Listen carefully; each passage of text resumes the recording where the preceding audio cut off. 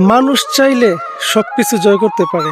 আমি আজকে দেখাবো, দেখেন এগুলো হচ্ছে লম্বা বেগুন বলা হয়।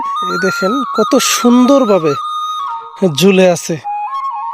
মানে প্রকৃতি এত সুন্দর করে উপহার দিছে বলার মতো না। আমি একটু দেখানোর চেষ্টা করি আপনাদেরকে। দেখেন প্রত্যেকটা গাছের মধ্যে কিন্তু প্রচুর পরিমাণে বেগুন আসছে, আলহামদুলিল্লাহ। দেখেন আমি একটু উপরে উঠে দেখাই। এই দেখেন আমি একটু উপরে উঠতেছি। এখানে যে পুকুরটা আছে, এটা একটা পুকুর।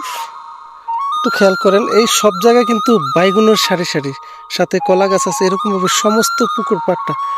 আমি একটু সামনের দিকে যাব, একটু সামনের দিকে গিয়ে আপনাদেরকে দেখাবো। দেখেন খুব সুন্দর লাগে কিন্তু দেখতে, অনেক সুন্দর। মানে প্রকৃতি যে মানুষকে কত বেশি উপহার দিতে পারে এইটা দেখলে বোঝা যায়। একটা গাছের মধ্যে কয়টা বেগুন আসছে, মাশাল্লাহ। দেখেন সবকিছু কিন্তু ঝুলে আছে।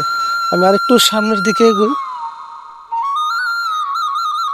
এই দেখেন তরতাজা বেগুন, এগুলোর মধ্যে কোনো প্রকার সমস্যা নেই, কোনো প্রকার ভেজাল নেই। দেখেন মাশাল্লাহ, আলহামদুলিল্লাহ, কত সুন্দরভাবে বাইগুনগুলা ঝুলতেছে। আমি একটু হাত দিয়ে স্পর্শ করি। ও দারুণ তো, দেখেন তো। মানে আপনাকে দেখলেই ইচ্ছে করবে কাঁচা খাওয়ার জন্য। দেখেন আসলে মানুষ চাইলে সব কিছু জয় করতে পারে। অনেক সুন্দর, পুরো পুকুর পাড়টা জুড়েই যেন বাইগুনের সারি সারি গাছ, খুব সুন্দর লাগে। এই দেখেন আবার আছে এখানে সিম গাছ, তারপর হচ্ছে লাউ গাছ, মিষ্টি কুমড়া গাছ, সিম গাছ, সব কিছু মিলে খুব সুন্দর একটা সৃষ্টি এখানে। দেখেন আল্লাহ তালার নিয়ামতগুলো আসলে কখনোই শেষ করতে পারবেন না। তো নিয়ামত নেওয়ার জন্য অবশ্যই আপনাকে চেষ্টা করতে হবে। কত সুন্দর, একটু খেয়াল করেন কত সুন্দর।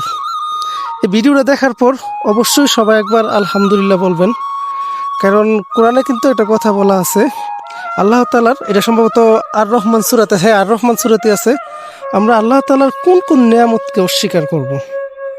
এটা দেখলেই বোঝা যায় আল্লাহ তালার কোন কোন নিয়ামতকে আমরা অস্বীকার করবো। আসলে বলেন, আমরা আল্লাহ তালার নিয়ামতকে অস্বীকার করার কোনো রাস্তা নাই। এই দেখেন প্রচুর পরিমাণ বাইগুন আসছে। অবশ্যই ভিডিওটা দেখার পরে শুকরিয়া আদায় করবেন।